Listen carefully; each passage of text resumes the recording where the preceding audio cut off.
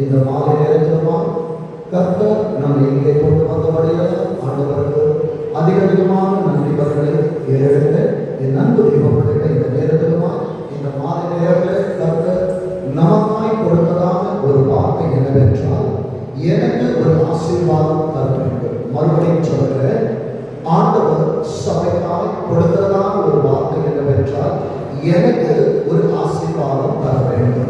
எடுத்த ஒரு வாசிக்கலாம். ஏசாயா 58ஆம் அதிகாரம், ஏசாயா 58ஆம் அதிகாரம் 11ஆம் வசனம் அழகாய் சொல்லுகிறது, கர்த்தர் நித்தமும் உன்னை நடத்தி. என் அன்பு தெய்வ பிள்ளைகளே, இந்த ஆண்டவருடைய கரம் என்னோடு உன்னோடு இல்லாமல் இருக்கும் என்றால், என் அன்பு தெய்வ பிள்ளைகளே, அநேக நேரங்களிலே நாம் விழுந்து போயிருப்போம். ஆனால் இன்று வரைக்கும் நாம் விடாமல் இருக்கிறோம் என்றால் அது தேவனுடைய கிருபை. வேதம் சொல்லுகிறது, நாம் நிற்பதும் நாம் நிர்மூலமாகாமல் இருப்பதும் கர்த்தருடைய கிருபை. இந்த கிருபை எனக்கு எல்லாம் இருக்கும் என்றால், என் அன்பு தெய்வ பிள்ளைகளே, நான் என்றோ மறைத்து போயிருப்பேன், என்றோ நான் இந்த உலகத்தில் இல்லாமல் நான் போயிருப்பேன். என் அன்பு தெய்வ பிள்ளைகளே, இது தெரிந்து கொள்ள வேண்டிய தேவ சத்தியம் என்னவென்றால், எனக்கு ஒரு ஆசீர்வாதம் வேண்டும் என்று சொல்லி நாம் கேட்கிறதான நேரத்துல நாம் தெரிந்து கொள்ள வேண்டியது, கர்த்தரால் நான் நடத்தப்படுகிறேனா, ஆண்டவரால் நான் நடத்தப்படுகிறேனா, என் ஆண்டவர் என்னோடு இருக்கிறாரா, என் ஆண்டவர் என்னோடு இருப்பார் என்றால் நான் ஒரு சேலைக்குள் பாய்ந்து போவேன். உம்மால் நான் ஒரு மதிலை தாண்டுவேன் ஆண்டவரை. இன்றைக்கு நம்ம மதிலை தாண்ட வேண்டாம், எந்த காரியங்களையும் தாண்ட வேண்டாம். ஆண்டவருக்காய் அரிய பெரிய காரியங்களை செய்வதற்கு நான் என் வீட்டு வாசலை தாண்டுவேன் என்றார். பரலோகத்திலிருந்து இறங்கி வருகிறவர், அவர் எனக்காய் கொடுக்கிற ஆசீர்வாதம், அவர் நித்தமும் என்னை நடத்துவார். அவர் நடத்தினால்தான் ஆசீர்வாதம், அவர் எனக்காய் காரியங்களை செய்தால்தான் எனக்கு ஆசீர்வாதம். வேதம் சொல்லுகிறது, கர்த்தர் நித்தமும் உன்னை நடத்தி மகா வறட்சியான காலங்களில், மகா வறட்சியான காலங்கள் என்று சொல்லப்படுகிறதான நேரத்தில் மனிதர்கள் என்னை வெறுத்த நேரம், நான் கைவிடப்பட்டதான தருணங்கள், இயேசுவே நான் என்ன செய்வேன் என்று சொல்லி பரத்தை நான் நோக்கி கொண்டிருந்ததான நேரங்களிலே கர்த்தர் எனக்கு துணையாய் வந்தார். துணையாய் வந்தவர் என்னை அப்படியே விட்டு போகவில்லை. எனக்கான ஆசீர்வாதங்களை ஒன்றின் பின் ஒன்றாக அவர் எனக்கு தந்தார். எத்தனை பேரால் சொல்ல முடியும் என்னை ஆண்டவர் ஆசீர்வதித்திருக்கிறார் என்று? அவர் ஆசீர்வதித்தபடியினால் நீயும் நானும் இங்கே உட்கார்ந்து கர்த்தருடைய வார்த்தைகளை நாம் கேட்கிறோம். வேதம் சொல்லுகிறது பாருங்க, மகா வறட்சியான காலங்களில் உன் ஆத்துமாவை என்ன பண்ணுவாரா? நினமுள்ளதாக்குவார். சொல்லுங்க, நினமுள்ளதாக்குவார். அவர் நினமுள்ளதாக்குவார் என்றால் வேதம் சொல்லுகிறது, நீ நீர்ப்பாய்ச்சலான தோட்டத்தை போல, அதாவது நீ என்கிற இடத்துல என்னை வைத்து நான் பார்க்க வேண்டும். நான் எப்படி இருப்பேன் என்றால் நீர் பாய்ச்சலான தோட்டத்தை போலவும் வற்றாத நீரொற்றை போலவும் இருப்ப. ஆண்டவரே, என் வாழ்க்கை வறண்டு போய் காணப்படுகிறது, என் வாழ்க்கையில ஆசீர்வாதங்கள் இல்லை என்று சொல்லி கர்த்தருடைய பாதத்தில் உட்கார்ந்து வார்த்தைகளை கேட்டுக் கொண்டிருக்கிறதான என் அருமை தேவனுடைய பிள்ளையே, வார்த்தை உனக்கானது. சமீபத்திலிருந்து தூரத்திலிருந்து இதை கேட்கிறதான என் அன்பு தேவ பிள்ளைகளே, எந்த வறட்சியான பாதைகளிலே நீ நடந்து கொண்டிருந்தாலும் ஆண்டவர் உன்னை பார்த்து சொல்லுகிறார். அவர் சொல்லுகிறதான வார்த்தை என்ன தெரியுமா? நீ நீர்ப்பாய்ச்சலான தோட்டம். நீர்ப்பாய்ச்சலான தோட்டம் என்றால் என் அன்பு தேவ பிள்ளைகளே, அங்கே குறைகள் இருக்காது. சங்கீதம் 1ஆம் அதிகாரத்தில் வாசிக்கிற நேரத்தில் அங்கே அழகாய் பக்தன் சொல்லுகிறான், இரவும் பகலும் கர்த்தருடைய வேதத்தில் தியானமாய் இருக்கிற மனுஷன் பாக்கியமா. அவர் நீர் கால்களை ஓரமாய் நடப்பட்டு தன் காலத்தில் தன் கனியை தந்து. எவ்வளவு அழகான வார்த்தை என்று பாருங்க. என் காலத்தில் நான் என் கனியை கொடுக்கணும். ஊழியம் செய்கிறேன் என்றால் ஊழிய நாட்களிலே நான் ஆண்டவருக்காய் கனியை கொடுக்கணும். படிக்கிற பிள்ளைகள் இருக்கிறாங்க, நான் படித்து முடிக்கிற நேரத்தில் என் குடும்பத்திற்காய் நான் கனியை கொடுக்கணும். நான் கனியை கொடுக்க வேண்டும் என்றால் இரவும் பகலும் கர்த்தருடைய வேதத்தில் நான் தியானமாய் இருக்க வேண்டும். அடுத்தது வார்த்தை சொல்லுகிற, அவன் செய்வதெல்லாம் வாய்க்கும். கர்த்தரின் வாழ்க்கையில எல்லாவற்றையும் வாய்க்க வைக்க வேண்டும் என்றால் என் அன்பு தேவ பிள்ளையே, நான் இரவும் பகலும் கர்த்தருடைய வேதத்துல தியானமா இருக்கணும். அவர் சன்னிதானத்துல நான் ஜெபிக்கணும். ஜெபிக்கிற மகள் கர்த்தரிடத்துல ஆசீர்வாதங்களை கேட்க முடியும். இன்றைக்கு நாம் தியானிக்க போகிறதான ஒரு காரியம் என்னவென்றால், ஒரு மகளை தகப்பனிடத்தில் ஆசீர்வாதத்தை கேட்டார். அந்த மகளை கர்த்தர் இப்படி ஆசீர்வதித்தார் என்று நம் கவனங்களை யோசுவா புத்தகத்திற்கு நேராக நாம் திருப்புவோம். யோசுவா 15ஆம் அதிகாரம், யோசுவா 15ஆம் அதிகாரம் 19ஆம் வசனம் சொல்லுகிறது, அப்பொழுது அவள் என்று சொல்லுகிறது அக்ஸா, காலேபின் மகள். அவள் திருமணம் முடிந்து தன் கணவனோடு போகும்படியாய் அவள் போகிறதான நேரத்திலே அவள் செய்ததான காரியம் வேதம் சொல்லுகிறது பாருங்க. அவள் எனக்கு ஒரு ஆசீர்வாதம் தர வேண்டும். என் அன்பு தேவ பிள்ளைகளே, சபை மணவாட்டியா இருக்கும் என்றால், சபை மகளா இருக்கும் என்றால், பரலோகத்தின் தகப்பன் எனக்கு பரம தகப்பனாயிருக்கிறார். அந்த பரம தகப்பனிடத்துல சபை கேட்க வேண்டியது, இயேசுவே, ஆண்டவரே, என்னை இந்த உலகத்திலே வைத்து என்னை ஜீவனோடு பராமரித்து அப்பா எனக்கு ஒரு ஆசீர்வாதம் தர வேண்டும். கேட்கிற பிள்ளைக்கு தான் கிடைக்கும், அழற குழந்தைக்கு தான் பாலை கொடுக்க முடியும். என் அன்பு தேவ பிள்ளைகளே, வேதம் அழகாய் சொல்லுகிற காரியத்தை பாருங்க. அவள் சொல்லுகிறாள், எனக்கு ஒரு ஆசீர்வாதம் தரணும். அதற்கு முன்பாக அவள் ஒரு காரியத்தை கொடுத்திருந்தான். என்ன கொடுத்திருந்தான் என்றால், காலே, எனக்கு வறட்சியான நிலத்தை தந்து நீர் பாய்ச்சலான நிலத்தையும் எனக்கு தர வேண்டும் என்றால், அப்பொழுது அவளுக்கு மேற்புறத்திலும் கீழ்ப்புறத்திலும் நீர் பாய்ச்சலான நிலங்களை கொடுத்தான். இன்றைக்கு வறட்சியான நிலம் என்று என் இருதயம் இருக்கும் என்றார். பரிசுத்த ஆவியானவரிடத்துல கேட்கணும், அப்பா என் இருதயம் வறட்சியாக இருக்குது, எனக்கு நீர்ப்பாய்ச்சலான இடங்களை நீர் தர வேண்டும் என்று. என் அன்பு தெய்வ பிள்ளையே, இங்கே சிந்திக்க வேண்டிய ஒரு காரியம் உண்டு. அவளுக்கு எப்படி அந்த தைரியம் கிடைத்தது? அவள் வாழப்போகிறதான நேரத்துல, இந்த காலத்துல நம்ம ஒரு மனிதனுக்கு சொத்து இருக்கனா அது பிள்ளைகளுக்கு தரும். ஆனால் அந்த காலத்தில் பெண் பிள்ளைகளுக்கு பரிசுகளை கொடுத்து அனுப்புவார்கள். என் அன்பு தெய்வ பிள்ளைகளே, இவனும் அவளுக்கு கொடுக்கிறான். ஆனால் கடந்து போகிறதான நேரத்துல அவள் கழுதையிலிருந்து இறங்குகிறாள். அர்த்தம் என்ன தெரியுமா? நீ எந்த கழுதையின் மேல் ஏறி இருந்தாலும், நீ கழுதையா இருந்தால் உண்மையில் ஆண்டவர் இருக்க வேண்டும்.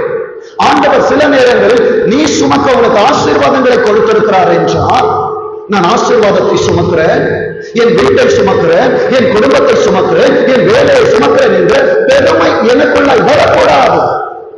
தேவனை பார்க்க வருகிறதான நேரத்தில் நான் ஒரு கழுதையாய் மாற வேண்டும். நான் கழுதையாய் மாறினால் ஆண்டவர் என் மேல் அமர்ந்து அவர் என்னோடு வருவார். இங்கே அக்சால் செய்த காரியம், அவள் கழுதையிலிருந்து இறங்குகிறாள். இறங்கின உடனே, இன்றைக்கு ஆண்டவர் உனக்கு எத்தனை ஆசீர்வாதங்களை கொடுத்தால் அவைகள் எனக்கு பெரிதல்ல. அவைகளிலிருந்து நான் இறங்கி சகேயுவை போல காட்டத்தின் மரத்திலிருந்து நான் இறங்கி வருவேன் என்றால் ஆண்டவர் உன்னை பார்த்து சொல்லுவார், இன்றைக்கு இந்த வீட்டிற்கு, இன்றைக்கு உன் குடும்பத்திற்கு, இன்றைக்கு உன் கையின் பிரயாசத்திற்கு, இன்றைக்கு நீ வேண்டி விரும்பி கேட்கிற காரியங்கள் ரட்சிப்பு வந்தது. இத்தனை காலங்கள் அவைகள் வறட்சியா இருக்கலாம். உன் வேலை ஸ்தலத்துல வறட்சி, உன் வாழ்க்கையில வறட்சி, உன் பிள்ளைகள் வாழ்க்கையில வறட்சி. ஆனா என்றைக்கு உன் ஸ்தானத்திலிருந்து ஆண்டவருக்காய் இறங்கி, நான் ஒன்றும் அல்ல, என்னிடத்தில் இருப்பதெல்லாம் உண்டானது என்று சொல்லி ஆண்டவருக்கு உன்னை நீ அர்ப்பணிக்கிறாயோ, அன்றைக்கு ஆண்டவர் சொல்லுவார், மேற்புறத்தின் ஆசீர்வாதங்களை கர்த்தர் உனக்கு கொடுப்பார், கீழ்ப்புறத்தின் நிலங்களை கர்த்தர் உனக்கு கொடுப்பார். அந்த ஆசீர்வாதம் ஐஸ்வர்யத்தை தரும். அதனோடு ஆண்டவர் வேதனைகளை கூட்டுகிற தேவன் அல்ல. என் அன்பு தேவ பிள்ளைகளே, அவளுக்கு ஏன் இந்த தைரியம் கிடைத்தது என்றால், அவள் வாலிபருக்கு பிறகாய் போகவில்லை, தன் இஷ்டப்பிரகாரம் போகவில்லை. என் அன்பு தேவ பிள்ளைகளே, தகப்பன் தான் காண்பித்ததான மணவாளனுக்கு தன்னை அர்ப்பணித்தார். இன்றைக்கு ஆண்டவருக்காய் எந்த மணவாட்டி, எந்த திருச்சபை, எந்த மகன், எந்த மகள் தன்னை அர்ப்பணிக்கிறாளோ, தன்னை முழுவதுமாய் கொடுக்கிறாளோ, அவளுக்கு பரம தகப்பனிடத்திலிருந்து ஆசீர்வாதங்கள் வரும். ஆனா அப்பா என்ன பண்ணுவாங்க தெரியுமா? என் பிள்ளை என்னிடத்தில் கேட்க வேண்டும் என்று சொல்லி அவர் வெயிட் பண்ணுவார். வறட்சியானதை கொடுத்தேன் என்பது அவருக்கு தெரியும். ஆனா என் பிள்ளை வந்து என்கிட்ட பேசுறானா, என் பிள்ளை என்கிட்ட கேட்கிறானா, வேலை நல்லா வச்சிருக்கோம். சில நேரங்களில் அங்கே ஒரு தோய்வு, அங்கே ஒரு பிரச்சனை. ஏன் தெரியுமா? பரம தகப்பனிடத்தில் நான் பேசுகிறேனா, உலகத்தின் பிள்ளைகளிடத்தில் நான் பேசுகிறேனா? ஆண்டவருக்கு என்னிலே அறியணும், என்னில் என்ன கனிகள் இருப்பது என்று பார்க்கணும். என் அன்பு தேவ பிள்ளைகளே, 16ஆம் வசனம் சொல்லுகிறது, கீரியாத் செப்பேரை சங்காரம் பண்ணி பிடிக்கிறவனுக்கு என் குமாரத்தியாகிய அக்சாலை விவாகம் பண்ணி கொடுப்பேன் என்று காலே சொன்னார். இந்த காரியத்தை நாம் திரும்பி பார்க்கிறதான நேரத்தில் தகப்பனின் மன விருப்பம், கீரியாத் செப்பேரை யார் சங்கரிப்பான் என்று அவன் சகோதரனின் மகனான ஒத்தனியை அதை பிடித்தான். அதை அவன் சொன்னபடியாக அக்சாலை அவனுக்கு விவாகம் பண்ணி கொடுத்தான். இன்றைக்கு ஆண்டவருக்காய் நீ யுத்தத்தை செய்வாய் என்றார். இன்றைக்கு ஆண்டவருக்காய் ஒரு ஒத்தனியலாக இருந்து வேதத்தை வாசித்து ஜெபம் செய்து கர்த்தருடைய ராஜ்யத்திற்காய் ஜனங்களை வேறு பிரித்து எடுப்பாய் என்றால் உனக்கான அக்சாலை கர்த்தர் கொடுப்பார். நான் அக்சாலா இருந்து இந்த வார்த்தையை கேட்பேன் என்றால் நான் என் தகப்பனுக்கு பிரியமான குமாரத்தியாய் இருக்கணும். நான் பிரியமான குமாரத்தியாய் இருப்பேன் என்றால் அவர் எனக்கான நிலங்களை ஏற்ற நேரத்திலே அவர் தருவார். எனக்கு இஷ்டமான நேரத்தில் கொடுக்க மாட்டாங்க. ஒவ்வொரு பாடங்களை வைத்திருக்கிறவர் நான் எப்ப படிக்கணும்னு ஏசப்பாக்கு தெரியும், நான் எப்ப வேலைக்கு போனோம்னு தெரியும், எனக்கான திருமண வாழ்க்கை எப்ப கொடுக்கணும்னு தெரியும். என் அன்பு வாலிப பிள்ளைகளே, இதில் நாம் தெரிந்து கொள்ள வேண்டிய காரியம் என்ன தெரியுமா? கர்த்தருடைய சமூகத்திலே காத்திருக்கணும். ஈசாக்கு காத்திருந்தது போல காத்திருக்கணும். அக்சால்களே, ஆண்டவருக்காய் காத்திருப்பீர்கள் என்றால், ஆண்டவரோடு பேசுவீர்கள் என்றால், கர்த்தர் வாக்கு தத்தம் செய்தபடியாய் பரவிரோதத்தின் ஆசீர்வாதத்தினாலும் பூலோகத்தின் ஆசீர்வாதத்தினாலும் நிச்சயமாய் கர்த்தர் உங்களை ஆசீர்வதிப்பார். விசுவாசிக்கிறீங்களா? என் அந்த தேவ பிள்ளைகளே, வேதம் இங்கே சொல்லுகிறது பாருங்க, 18ஆம் வசனத்துல, அவள் புறப்படுகையில் என் தகப்பனிடத்தில் ஒரு வயல்வெளியை கேட்டு வாங்கணும். ஏசப்பாட்ட பேசுறோமா? ஆண்டவரே, என் நிலம் தரிசா இருக்குது சொல்றோம், ஆனா ஆண்டவர்கிட்ட கேட்கிறோமா? என் வாழ்க்கையில பிரச்சனை உண்டு. வேதம் சொல்லுகிறது, உலகத்திலே உபத்திரவங்கள் உண்டு, ஆனாலும் திடன் கொள்ளுங்கள், நான் உலகத்தை ஜெயித்தவரிடத்துல எப்படி ஜெயிக்க வேண்டும் என்கிற காரியத்தை கேட்கல. ஞானத்தை கொடுக்கிறவரிடத்தில் படிக்கிற பிள்ளைகள் கேட்கல. நான் எப்படி படிக்கணும், வேலைக்கு போகிற பிள்ளைகள் ஆண்டவரிடத்துல கேட்கல. என் அன்பு தேவ பிள்ளைகளை, ஊரியின் மகனான பெசலேயேலை கர்த்தர் விசித்திர வினோத வேலைகளை செய்ய அழைத்தது உண்மை என்றால், எனக்கு ஞானம் இல்லைன்னு சொல்ற, எனக்கு ஒன்றும் இல்லை என்று சொல்றியே, அதை சொல்லாதபடிக்கு யாரையும் கடிந்து கொள்ளாத தேவனிடத்தில் நான் கேட்பேன் என்றால் அவர் எனக்கு ஞானத்தை தருவார் என்று ஆண்டவரிடத்தில் கேட்டுப்பாரு, ஏசப்பாட கேட்டுப்பாரு. இந்த மாலை நேரத்தில் கர்த்தர் என்னோடு பேசுகிறவனுக்கு சகல நன்மையாக இருக்கும். அக்சா தன் தகப்பனிடத்துல வயல்வெளிகளை கேட்டாள், கேட்டவனுக்கு அவன் கொடுத்தான். என் அன்பு தெய்வ பிள்ளைகளை, இன்றைக்கு ஆண்டவரிடத்துல கேட்பாய் என்றால் வேதம் சொல்லுகிறது, கேட்கிற எவனும் பெற்றுக் கொள்ளுகிறான். என் நாமத்தினாலே நீங்கள் எதை கேட்டாலும் நான் தருவேன். என் அன்பு தேவ பிள்ளைகளே, இதுவரைக்கும் நீங்கள் என்னிடத்தில் ஒன்றும் கேட்கல. என் நாமத்தினால நீங்கள் என்னிடத்தில் கேட்பீர்கள் என்றால் உங்கள் சந்தோஷம் நிறைவாகும்படி அதை நான் தருவேன் என்று சொன்ன தெய்வத்தின் சத்தத்தை கேட்கிற வாலிப மகனே, மகளே, என் அன்பு விசுவாச குடும்பங்களே, கர்த்தர் இன்றைக்கு உங்களுக்கு சொல்லுகிற ஒரு வார்த்தை, அந்த ஆசீர்வாதம் என்பது கர்த்தர் உனக்கான ஒரு வயலை கொடுக்க போகிறார், உனக்கான நிலத்தை கொடுக்க போகிறார், உனக்கான வீட்டை கொடுக்க போகிறார், உனக்கான ஆவிக்குரிய வளங்களை கொடுக்க போகிறார். ஆண்டவரே, இது எப்படியாகும்? இது ஒன்னால் முடியாது, மனிதனால் இது கூடாதது, தேவனால் எல்லாமே கூடும். அவரிடத்தில் உட்கார்ந்து நீ கேட்கிறதான நேரத்துல, என் அன்பு தேவ பிள்ளையே, இது வரைக்கும் உன் வாழ்க்கையில எந்த காரியங்கள் நடைபெறாமல் இருக்கிறதோ, இந்த 15 வருட ஊழிய அனுபவத்துல அடிக்கடி நான் சொல்லுவேன், உன்னால் முடிகிறதை ஏசப்பாட்ட கேட்காத, அதை நீயே செய்து. உன்னால் முடியாத காரியம், உன்னால் சுமக்க முடியாத பாரங்கள், வேதம் சொல்லுகிறது, கர்த்தர் மேல் உன் பாரத்தை வைத்து விடு, அவர் உன்னை ஆதரிப்பார். ஆதரிக்கிற தேவன் உனக்கு ஆசீர்வாதங்களை கொடுக்க இந்த மாலை ஆராதனையிலே சபைக்குள்ளே அவர் உலாவுகிறார். உலாவுகிறவர் சத்தத்தை உன் காதுகள் கேட்கிறதே, உன் இருதயம் அவரிடத்தில் பேசட்டும். ஆண்டவரே என்று சொல்லி நீ கூப்பிடுகிற நேரத்துல இந்த மாலை நேரம், இந்த நிமிடம் உனக்கு ஒரு அற்புதத்தின் இரவாய் நிச்சயமாய் மாறும். என் அன்பு தேவ பிள்ளைகளே, இந்த காலை தன் மகனுக்கான ஆசீர்வாதங்களை கொடுக்கிறான்.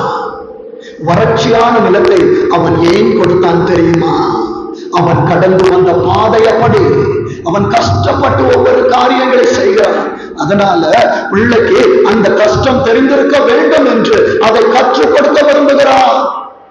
இதே போலதான் உன்னையும் என்னையும் படைத்த தேவ ஆவியானவர் நமக்கு சில காரியங்களை கற்றுக் கொடுக்க நம் வாழ்க்கையில சில சோதனைகளை வைப்பா, சில காரியங்களை அனுமதிப்பா. என் அன்பு தேவ பிள்ளையே, என் வாலிபம் தான் அந்த சோதனை. கர்த்தர் எனக்கு அனுமதித்திருக்கிற வாலிபம் தான் அந்த ஆண்டவர் எனக்கு வைத்தால் இருக்கிற சோதனை. வேதம் சொல்லுகிறது, வாலிபன் தன் வழியை எதனால் சுத்தம் பண்ணுவான்? உமது வசனத்தின்படி தன்னை காத்துக் கொள்ளுகிறதனால் தானே. என் அன்பு தேவ பிள்ளையே, இந்த காலை தனது வாலிப நாட்களிலே தேவன் அழைத்த ஓட்டத்தில் உண்மையாயிருந்தான், ஓடிய காலத்துக்கு உண்மை உள்ளவனாயிருந்தான். என்றைக்கு எந்த மகள் தேவனால் கொடுக்கப்பட்டதான தன் சபையின் ஊழியக்காரனுக்கு உண்மையா இருக்கிறானோ அவன் எதிர்காலத்தை கர்த்தர் கரத்தில் எடுத்து பயன்படுத்துவார். வேதம் சொல்லுகிறது பாருங்க, யோசுவா 14ஆம் அதிகாரம், யோசுவா 14ஆம் அதிகாரம் 6ஆம் வசனம் சொல்லுகிறது. கொஞ்சம் சத்தமா வாசிமா.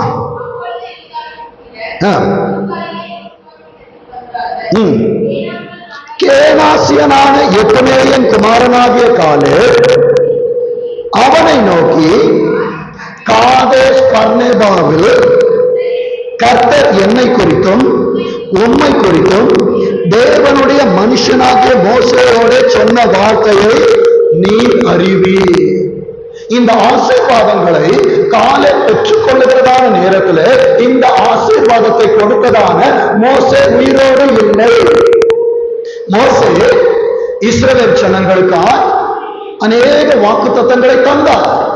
நான் ஒரு காரியத்தை சொல்லுகிறேன், வாக்குத்தத்தம் செய்த மனிதன், வாக்குத்தத்தத்தை பெற்றுக்கொண்ட ஊழியக்காரன் உன்னோடு இல்லாவிட்டாலும் வாக்குத்தத்தத்தை சொல்ல சொன்ன ஆண்டவர் உன்னோடு இருப்பார்.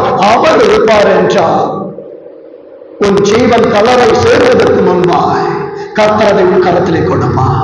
விசுவாசிக்கிறீங்களா? அநேகர், ஆண்டவரே எனக்கு அவர்கள் வார்த்தையை சொன்னாங்க, இன்றைக்கு அவங்க இல்ல.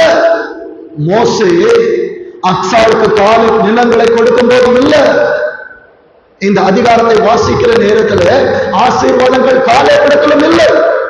யோசுவா வழி நடத்துகிறான். யோசுவா வழி நடத்துகிறதான நேரத்துல காலை வந்து கேட்கிறான், என் அன்பு தேவ பிள்ளைகளே, கர்த்தர் சபையில கர்த்தர் நீ வேதத்தை வாசிக்கிற நேரத்துல உன் தனிப்பட்ட சபத்துல உன்னோட பேசின வார்த்தைகள் உண்டு என்றால் ஆண்டவர் எடுக்க பேசு. என்னோடு பேசின வார்த்தைகள் உண்டு. அந்த ஆசீர்வாதங்கள் எப்ப ஆண்டவரே கிடைக்கும் கேளுங்க. இதுவரைக்கும் ஏசப்பாட்ட பேசாமல் இருப்பீர்கள் என்றார். இன்றைக்கு நான் சொல்லி தருகிறேன், ஆண்டவரோடு உட்கார்ந்து பேசு. நீ பேச அவர் காத்திருப்பார். நீ உட்கார்ந்து இருப்பாய் என்றால் அவர் பரலோகத்தில் இறங்கி வருவார். அவர் சொல்லுவார், என் பிள்ளை எதையோ என்கிட்ட கேட்க வந்திருக்கா, என் மகன் என்கிட்ட கேட்க வந்திருக்கா, நான் தர வேண்டும் என்று நீ கேட்டதை மாத்திரமல்ல, உன் எதிர்காலங்களை எல்லாம் அவர் உனக்கு வெளிப்படுத்தி கொடுப்பார். தானியேலில் சொல்லப்பட்டது போல அவர் காலங்களை சமயங்களை மாற்றுகிறவர். யோசுவாவிற்காக அன்றைக்கு சூரியனை சந்திரனை நிற்க வைப்பார் என்றால் எனக்காக என் வாக்கு தத்தத்தை நிறுத்தி வைக்க மாட்டாரா? என் அன்பு தெய்வ பிள்ளைகளே, கலப்பையில் கை வைப்பவனாய் இருப்பேன் என்றால் நான் திரும்பி பார்க்க கூடாது. இன்றைக்கு நான் அநேக காரியங்களை திரும்பி பார்த்து கொண்டிருக்கிறேன். எனக்கு முன்பாக கொக்கரித்துக் கொண்டிருக்கிறதான பார்வோனை பார்க்கிறேன். எனக்கு முன்பாக கொந்தளித்துக் கொண்டிருக்கிற கடலை பார்க்கிறேன். அமிழ்ந்து போகிறேன். இயேசுவேன்னு சொல்லி கூப்பிடு. அமிழ்ந்து போகிற நேரத்திலே கர்த்தர் தமது கரத்தை கொடுத்து உன்னை தூக்குவார். தூக்குகிற இடத்திலே பார்த்து கேளு, ஏசப்பா எனக்கு ஒரு ஆசீர்வாதம் தர வேண்டும் ஆண்டவரே. இவன் யோசுவாவிடத்தில் வந்து கேட்கிறான். 7வது வசனத்தை வாசிங்க. யோசுவா 14:7. தேசத்தை வேவு பார்க்க கர்த்தரின் தாசனாகிய மோசே என்னை காதேஸ் பர்னேயாவில் இருந்து அனுப்புகிற போது எனக்கு 40 வயசு. உன் ஊழியக்காரன் சபையில ஜனங்களை ஆதாயப்படுத்த வேண்டும் என்று சொல்லுகிற நேரத்தில் இன்றைக்கு உன் வயது 20 இருக்கலாம், 10 இருக்கலாம், 8 இருக்கலாம். ஆண்டவருக்கு வயது பெரிதல்ல. நீ என்ன செய்கிறாய்? ஆசீர்வாதத்தை கேட்க போவாய் என்றால் நீ ஆண்டவருக்காய் என்ன செய்தன்னு சொல்லணும். பரலோகத்துக்கு போகும்போது அங்கே நியாய புஸ்தகங்கள், ஜீவ புஸ்தகம், ஞாபக புஸ்தகம் விரிக்கப்படுகிற நேரத்தில் ஆண்டவர் என்னை பார்த்து கேள்விகள் வருகிற நேரத்துல, ஆண்டவரே நான் வீட்டை கட்டினேன், காரமக்க வாங்கினேன், இதை ஆண்டவர் கேட்க மாட்டா. எத்தனை ஆத்துமாக்களை எனக்காய் சபதரித்தார். வேதம் சொல்லுகிறபடியாய் உன் நீதி உனக்கு முன்பாய் செல்லும், கர்த்தருடைய மகிமை உன்னை பின்னால் காக்கும். 40 வயதாய் இருந்ததான இந்த காலத்தை யோசுவாவை இவனோடு சேர்ந்து 10 பேரை மோசே வேவு பார்க்கும்படியா கானான் தேசத்திற்கு அனுப்புகிறார். எல்லாருக்கும் தெரிந்த காரியம். 2 நற்செய்தியை கொண்டு வந்தார்கள், 10 பேர் துர்ச்செய்தியை பரப்பினார்கள். அந்த 10 வேதத்தில் சொல்லப்பட்ட 10 வாதை. இன்றைக்கு நான் ஆண்டவருக்கு வாதையா இருக்கிறேனா? பாதைகளை உருவாக்குகிறவனா இருக்கிறேனா? ஆசீர்வாதத்தை வேண்டும் என்று சொல்லி கேட்கிறவன் கர்த்தருக்காய் பாதைகளை உருவாக்குவான். ஆசீர்வாதம் மாத்திரம்தான் எனக்கு வேண்டும் என்று சொல்லுகிறவன் வாதையாய் மாறுவான். நான் ஆசீர்வாதத்திற்காய் வரவில்லை, கர்த்தருக்கான பாதைகளை உருவாக்க வந்திருக்கிறேன். என் அன்பு தெய்வ பிள்ளையே, மறுபடியும் சொல்லுகிறேன், நான் கர்த்தருக்காய் பாதைகளை உருவாக்குகிறவன், பாதைகளை திருத்துகிறவன், ஆண்டவருக்காய் அரிய பெரிய காரியங்களை செய்கிறவன். இவன் செய்தபடியா மோசையால் கொடுக்கப்பட்ட வார்த்தைகள் மரித்து போனாலும் கர்த்தரால் சொல்லப்பட்ட வாக்கு தத்தங்கள் மறிக்கல.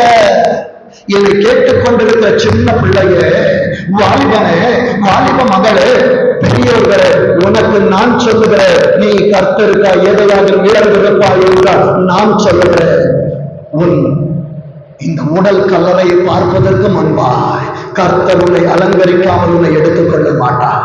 விசுவாசிக்கிறீங்களா? என் அன்பு தெய்வ பிள்ளையே, வேதம் அங்கே சொல்லுகிறது பாருங்க. எனக்கு 40 வயதா இருந்தது, என் இருதயத்தில் உள்ளபடியே அவருக்கு மறு உத்தரவு கொடுத்து, வாயின் மிகுதியால் உதடு பேசும். என் இருதயத்துல இருக்கிறது தான் ஆண்டவருக்கு நான் பேச முடியும். ஆண்டவரை குறித்த பாரம் என் இருதயத்தில் இருக்கும் என்றால் ஆண்டவருக்காய் பேசுவேன். உலகம் என் இருதயத்தில் இருக்கும் என்றால் ஆண்டவரை குறித்து நான் பேச மாட்டேன்.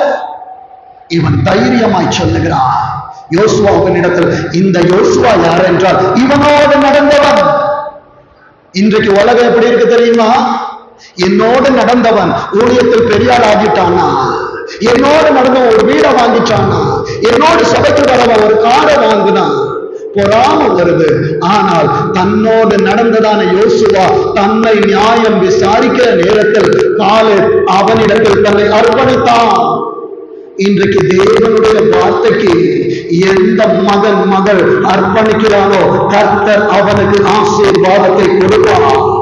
தலைவன் இருந்தாலும் சரி, சொல்லப்பட்டவன் இருந்தாலும் இல்லாமல் இருந்தாலும் சரி, சொன்னவர் ஜீவனோடு இருக்கிறார். என் அன்பு தேவ பிள்ளையே, அவன் சொல்லுகிற வார்த்தை 8வது வசனத்தை வாசிங்க. ஆனாலும் என்னோட கூட வந்த என் சகோதரர் ஜனத்தின் இருதயத்தை பழைய பண்ணினார்கள். இன்னைக்கு உன் கூட படிக்கிற பிள்ளைங்க இருப்பாங்க, உன் கூட சபைக்கு வருகிற பிள்ளைங்க இருப்பாங்க, உன்னோடு உறவுகள் இருக்கும். ஆனா அவர்கள் எல்லாம் இந்த தேவ சன்னிதானத்திலே பிரசன்னத்துல இல்லாத நேரத்தில் ஆண்டவரே, என் வாலிபத்தை, என் வயதை, இந்த நேரத்தை உமக்கு தருகிறேன். தேவ பிரசன்னத்தில் நான் இல்லாமல் இருந்தேன் என்றால் தேவனின் இருதயத்தை பழைய பண்ணுகிறேன். சபைக்குள்ள செய்தியை நான் பரப்புகிறேன் என்றால் நான் கர்த்தரின் இருதயத்தை நான் கரைய பண்ணுகிறேன். இன்னைக்கு நல்லா இருக்கும், ஆனா நாளைக்கு எதிர்காலத்தை பார்க்கிறதான நேரத்துல எனக்கு தைரியம் இருக்காது. ஆண்டவர் ஒவ்வொன்றால் என் கண்ணின் முன்பால் நிறுத்துகிறதான நேரத்துல, வயதான நேரத்தில் என் பலன் எனக்கு குறுகி போகும். ஆனால் காலேபுடைய அனுபவம் அப்படி அல்ல. வேதம் சொல்லுகிறது பாருங்க, வாசிங்க. அவர்கள் இருதயத்தை கரைய பண்ணினார்கள், நானோ என் தேவனாகிய கர்த்தரை உத்தமமாய் பின்பற்றினேன். எத்தனை பேரால சொல்ல முடியும்? நான் உத்தமமாய் பின்பற்றுகிறேன். வேதம் சொல்லுகிறது உத்தமனுக்கு கர்த்தர் துணை. இன்றைக்கு தெய்வம் உனக்கு துணை வரவில்லை என்றால் என் உத்தமத்திலே நான் நிற்கல. யோகுவை பார்த்து மனைவி சொல்லுகிறார், இன்னமும் உத்தமத்தில் உறுதியாய் நிற்கிறீரோ? தேவனை தூஷித்த ஜீவனை விட. இன்றைக்கு எத்தனை தருணங்கள் உனக்கும் எனக்கும் வந்தது. இதுவரை ஆண்டவரை மறுதலிக்காமல், ஆண்டவரை யார் என்று கேட்காமல், அநேக செல்வங்கள் எனக்கு இருந்த பொழுது பரலோகத்தின் ஒப்பற்ற செல்வம் எனக்கு வேண்டும் என்று சொல்லி அவரை உண்மையாய் பின்பற்றி வந்த காலேபே, உன் சந்ததியை கர்த்தர் ஆசீர்வதிப்பார். அக்சாலை காலை ஆசீர்வதித்தான் என்றால் இந்த மாலை நேரத்திலே கர்த்தர் இந்த வார்த்தையை உன் இருதயத்தில் போடுகிறார் என்றால் எதிர்காலத்தில் உன் பிள்ளைகளை உன் கரத்தினால் நீ ஆசீர்வதிப்பார். விசுவாசிக்கிறியா? நீதிமான் தன் பிள்ளைகளுக்கு சுதந்திரம் வைத்து போகிறான். சுதந்திரத்தை வைத்து போக வேண்டும் என்றால் ஆண்டவரிடத்து பேசுவதற்கு எனக்கு தைரியம் இருக்கணும். ஆண்டவருக்காய் காரியங்களை நான் செய்திருக்கணும். ஆண்டவரை நோக வைத்திருக்க கூடாது, ஆண்டவரை காக்க வைத்திருக்க கூடாது. நான் ஆண்டவருக்காய் காக்கணும். ஆசீர்வாதத்தை விரும்புகிறவர் தேவனை காக்க வைக்க மாட்டான். வாக்கு தத்தங்களை விரும்புகிறவர் தேவனை காத்திருக்க வைக்க மாட்டான். வாக்குவாதங்களை விரும்புகிறவன் வாக்கு தத்தத்தை பெற்றுக்கொள்ள வர மாட்டான். என் அன்பு தெய்வ பிள்ளையே, எந்த இடத்தில் நான் இருக்கிறேன், இதை கேட்கிற என் அன்பு தெய்வ பிள்ளையே, வேதம் சொல்லுகிறது பாருங்க, 9ஆம் வசனத்தை வாசிங்க. அந்நாளிலே மோசே, இன்னைக்கு முன்பாக பலிபீடத்திலே ஊழியக்காரன் நிற்கிறான்னா சபையில் இருக்கிற பிள்ளைகள் என்ன செய்கிறார்கள் என்று ஊழியக்காரன் பார்த்துக் கொண்டே இருப்பான். என் அன்பு தெய்வ பிள்ளைகளே, ஈசாக்கின் கண்கள் மங்களாக போகலாம், யாக்கோபு ஏமாற்றலாம். ஏமாற்றுகிறவனுக்கு தான் இன்னொருத்தருடைய ஐடென்டிட்டி வேணும். சபைக்கு போனீங்களா? என் கணவன் போயிட்டார், கணவனின் ஐடென்டிட்டியை நான் வச்சுக்கிறேன். எல்லாரும் நினைக்கிறாங்க ஊழியக்காரனுக்கு ஒரு காரணத்தை சொல்லிட்டேன், மனைவியா வரல, அவளுக்கு பல வேணும், ஐடென்டிட்டியை நான் எடுத்துக்கிறேன்.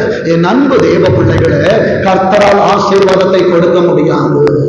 பாத்திரத்தை நான் கொண்டு வரணும், பாத்திரத்தை நான் கேட்டு வாங்கணும், அயல் வீட்டுல நான் கேட்கணும். அந்த பாத்திரத்துலதான் ஆண்டவர் அபிஷேகம் என்கிற எண்ணெயை ஊற்றுகிறதான நேரத்தில் பாத்திரம் நிரம்பி வழிவது மாத்திரம் அல்லாமல் என்னை நிரப்புவார், என் கணவனை நிரப்புவார், என் பிள்ளையை நிரப்புவார், என் குடும்பத்தை நிரப்புவார், என் வேலை ஸ்தலத்தை நிரப்புவார்.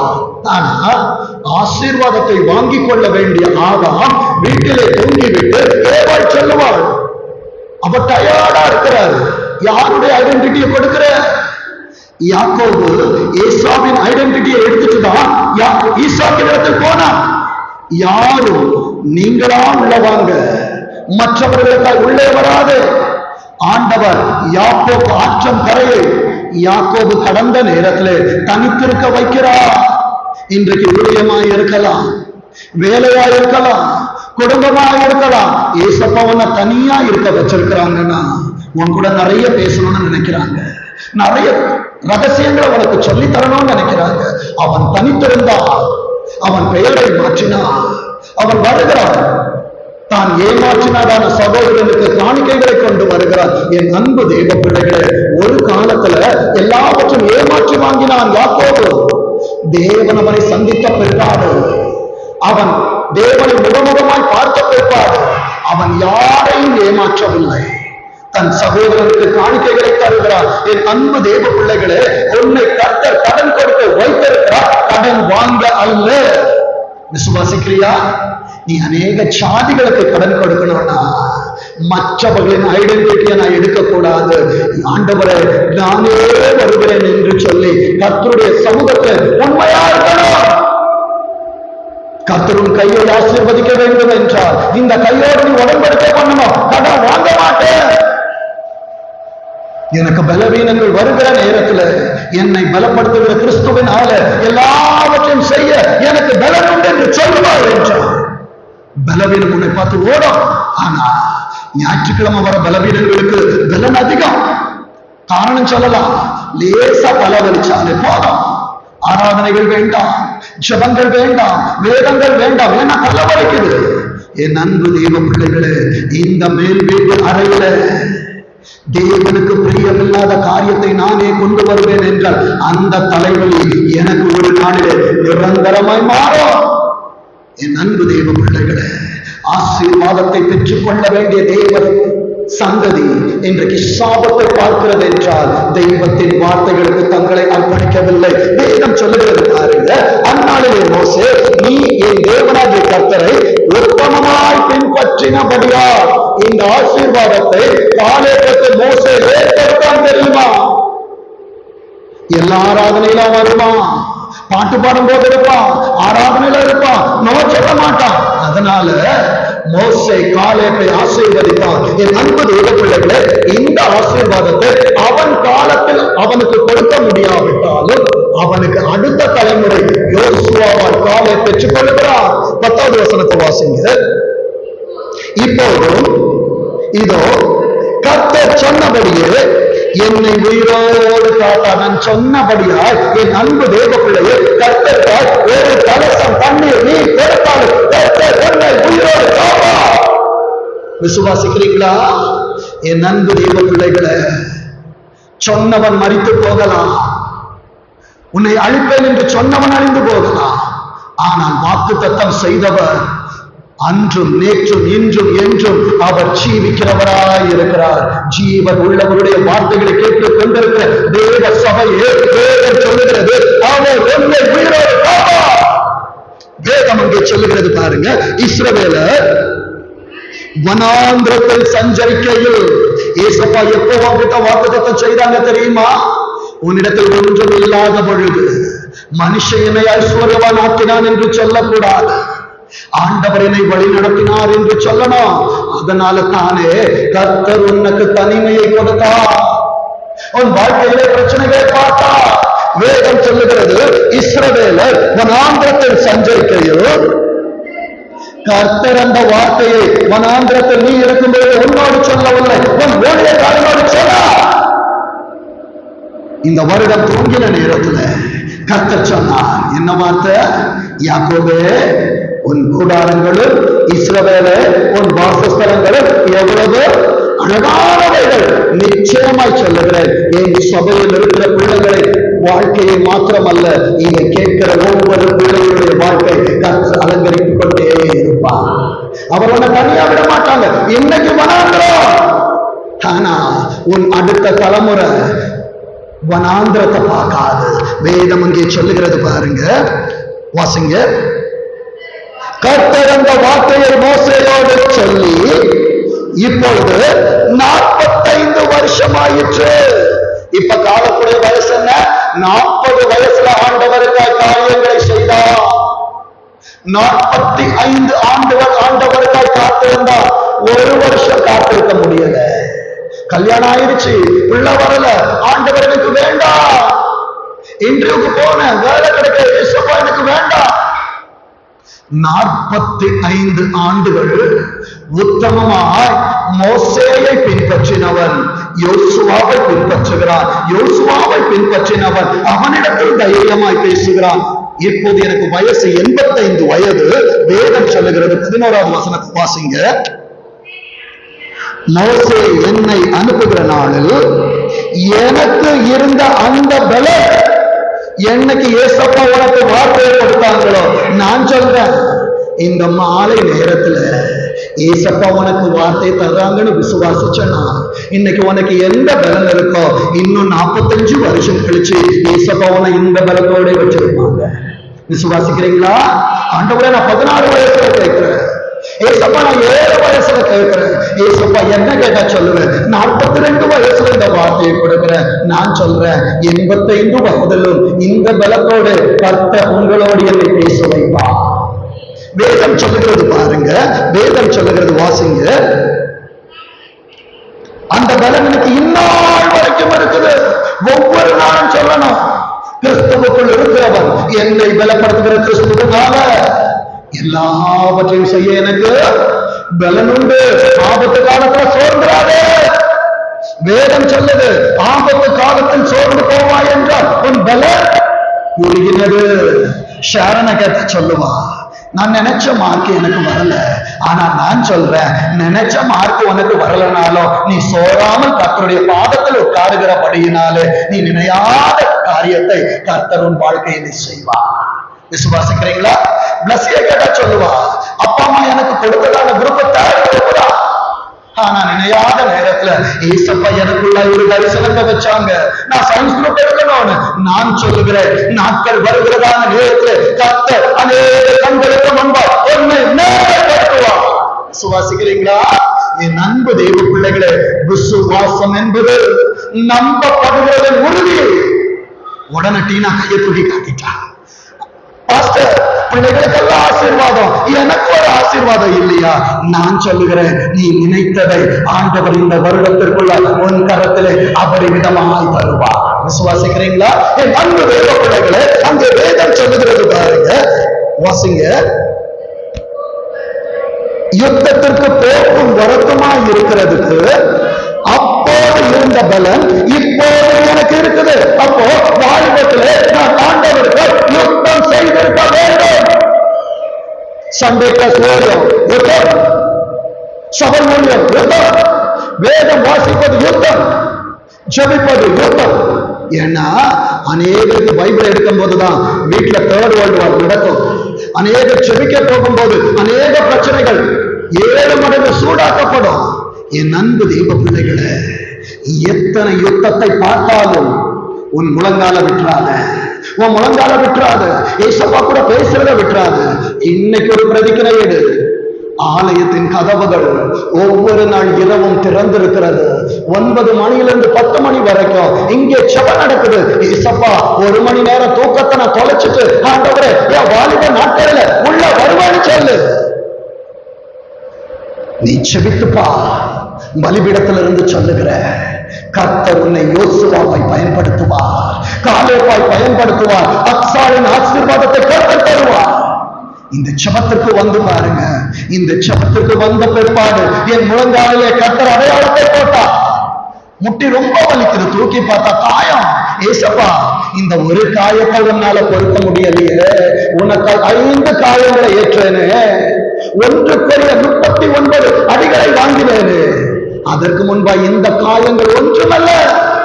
என் அன்பு தெய்வ பிள்ளைகளே, உன் வாலிப நாட்களிலே கர்த்தருக்காக யுத்தம் செய்யணும், கர்த்தருக்காக ஆத்ம ஆதாயம் செய்யணும். வேதம் அங்கே சொல்லுகிறது பாருங்க, 12ஆம் வசனத்தை வாசிங்க. ஆகையால் கர்த்தர் அந்நாளே, இன்னைக்கு ஏசப்பா உனக்கு கொடுக்கிற வார்த்தையை எழுதுகிறதான என் அன்பு மகனே மகளே, இதை நீ பெற்றுக்கொள்ளுகிற நேரத்துல நான் சொல்லுகிறேன், விசுவாசத்தோடு சொல்லுகிறேன், நான் ஜீவனோடு இருப்பதை பார்ப்பதற்கு. வேதம் வந்து சொல்லுகிறது பாருங்க, அந்நாளில் கர்த்தர் சொன்ன அந்த மலை நாட்டை எனக்கு தாங்க, எனக்கு சமவெளி வேண்டாம். ஆபிரகாம் இடத்துல லோத்து கேட்டா, எனக்கு சமவெளி வேணும். ஏன்னா சமவெளி நல்லா இருக்கும். சோதேருக்கு போகிற வழி ஏதேன் தோட்டத்தை போல, கர்த்தரின் தோட்டத்தை போல இருந்துச்சு சோதோம் குமோரா. இன்னைக்கு நம்ம சூஸ் பண்ணணும்னா, வாலிபர்கள் சூஸ் பண்ண என்ன தெரியுமா பண்ணுவாங்க? அழகா இருக்கிற பொண்ணு, அழகா இருக்கிற பையன், கை நிறைய சம்பளம், ஞாயிற்றுக்கிழமை சபை இருந்தாலும் நான் வேலைக்கு வருவேன், ஏன்னா எனக்கு 5 டிஜிட்ல சம்பளம். என் அன்பு தெய்வ பிள்ளையே, 85 வயதுல காலை கேட்டது என்ன தெரியுமா? மலைநாடு.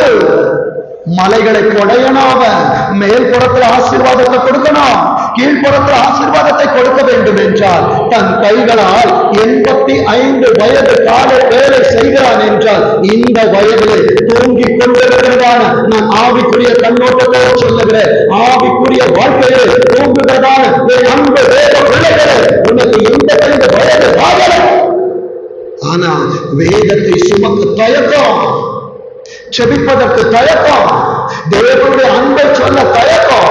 நீ தயங்குவாய் என்றால் உன் முதிர் வயதிலே கர்த்தரும் தயங்குவார் ஆசீர்வாதத்தை கொடுக்க. 85 வயதிலே மலை நாட்டை கேட்டா. ஊழியம் என்பது சமவெளி அல்ல, கர்த்தருடைய சமூகம் சமவெளி அல்ல, அது கல்லறை. கண்மலைக்கு நீ ஏறி போகணும். கர்த்தரை பார்க்க வேண்டும் என்றால் பாடுகள் உண்டு, பிரச்சனைகள் உண்டு, சோர்வுகள் உண்டு, கண்ணீர்கள் உண்டு. என் அன்பு தேவ பிள்ளை ஏசப்பா சொல்றாங்க, நான் உலகத்தை சென்றேன்.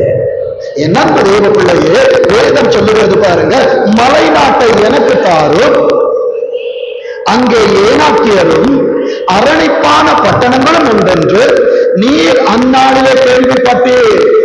ஒரு ஆசீர்வாதத்தை ஊழியக்காரன் உன் தலையில கையை வச்சு கொடுக்கிறான்னா ஏசப்பா அவங்கிட்ட ஏற்கனவே வெளிப்படுத்தி இருப்பாங்க. உன் எதிர்காலம் எப்படி இருக்கும், உன் பிள்ளைகள் எப்படி இருப்பாங்க, பிள்ளைகளின் பிள்ளைகள் எப்படி இருப்பாங்கன்னு சொல்லிட்டு என் அன்பு தெய்வ பிள்ளையே, இதை கால யோசுவாவின் இடத்தில் கேட்ட நேரத்தில் வேதம் சொல்லுகிறது, கர்த்தர் என்னோடு இருப்பார் என்றால் கர்த்தர் சொன்னபடி அவர்களை துரத்தி விடுவேன் என்றால் எத்தனை பேரால சொல்ல முடியும்? என் வாழ்க்கையில ஒரு தோல்வியை ஏசப்பா பார்க்க வச்சிருக்கிறாங்கன்னா என்னை ஜெயிக்க வைப்பார் என்று. எனக்கு மார்க்கு குறைச்சதான இருக்கு, ஆனா நான் சொல்றேன், உன் வயலை கர்த்தர் நிச்சயமாய் ஆசீர்வதிப்பார். உன் சம்பளம் கம்மி, ஆனா தேவனை தேடி வர நான் சொல்லுகிறேன், அநேக சம்பாத்தியங்களை வாங்கியவர்களின் பிள்ளைகளை காட்டு உன் பிள்ளைகளை கர்த்தர் ஆசீர்வாதமாய் வைப்பார். விசுவாசிக்கிறீங்களா? என் வயது ஒரு ஆண்டவருக்கு பொருள் அல்ல. 85 வயது காலை சொல்லுகிறார், ஆண்டவர் என்னோடு இருந்தால் நான் அவர்களை துரத்துவேன்.